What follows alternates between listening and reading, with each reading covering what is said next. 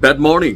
বিশেষ করে যারা ভারতের অধিবাসী আছেন তাদের জন্য আজকের রাতটা অনেকটা ভয়াল কালো রাত হিসাবে চিহ্নিত হয়েছে।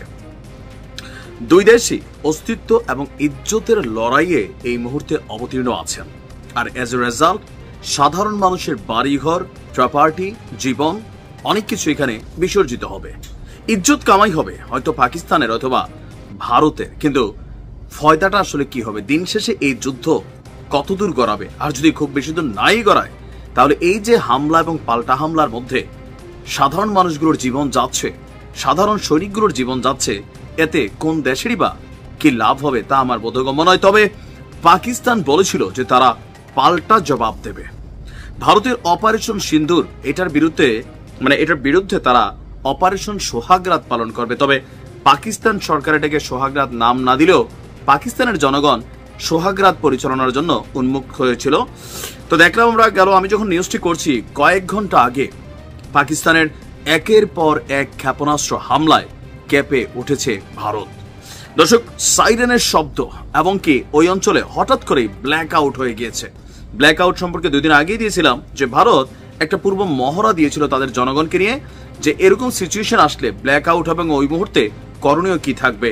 তো ভারতের এই প্রস্তুতি সম্ভবত কাজেও দিয়েছে।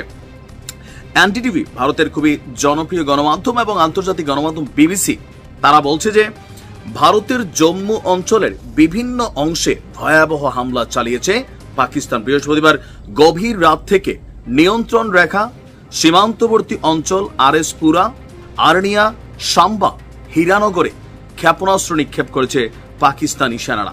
যদিও ভারতের দাবি তাদের এয়ার ডিফেন্স ইউনিট সেই হামলাকে অনেকটাই প্রতিহত করতে সক্ষম হয়েছে। হামলার পর জম্মু অঞ্চলের অনেকাংশে মোবাইল পরিষেবা বন্ধ হয়েছে।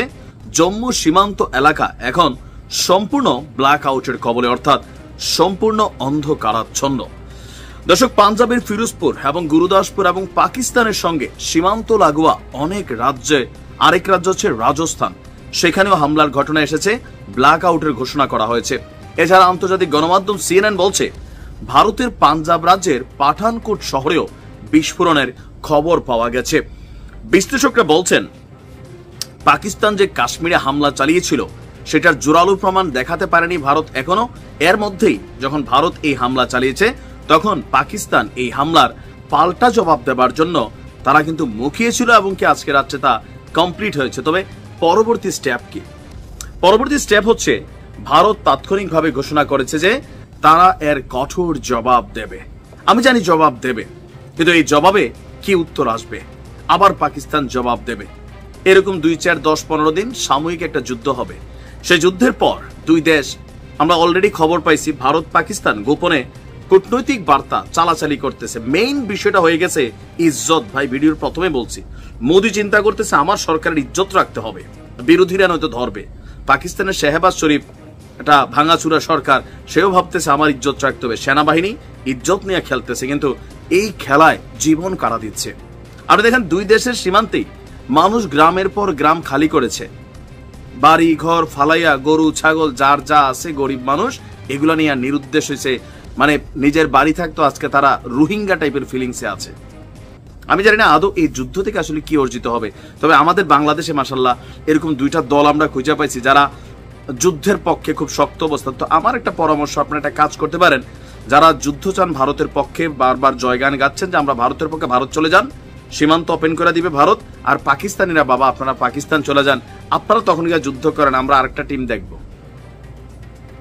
এই যুদ্ধ কারোর জন্য কল্যাণকর নয়। ভালো থাকুন, আসসালামু আলাইকুম।